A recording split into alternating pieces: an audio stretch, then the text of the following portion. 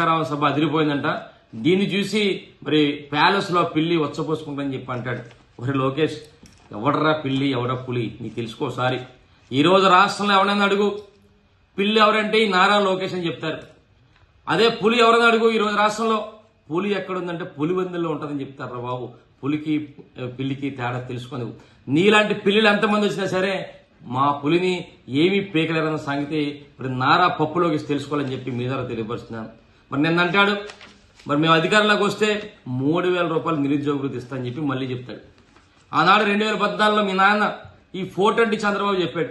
ఏమన్నాడు, మేము అధికారంలోకి వస్తే ప్రతి ఇంటికి కూడా ఉద్యోగం ఇస్తాం, ఉద్యోగం ఇవ్వకపోతే 2,000 రూపాయలు నిరుద్యోగులు ఇస్తామని చెప్పి ఇప్పుడు మాయ మాటలు చెప్పి నిరుద్యోగులు మోసం చేశాడు. ఇప్పుడు మళ్ళీ నువ్వు 2024లో వచ్చి మళ్ళీ 3,000 రూపాయలు ఇస్తామని చెప్పి నిరుద్యోగులు మోసం చేయడం చూస్తున్నావు. నిరుద్యోగులు అందరూ తెలుసు మీరు ఎలాంటి పప్పుగాళ్ళో ఎలాంటి 420 గాళ్ళో ఈ రాష్ట్ర ప్రజలందరికీ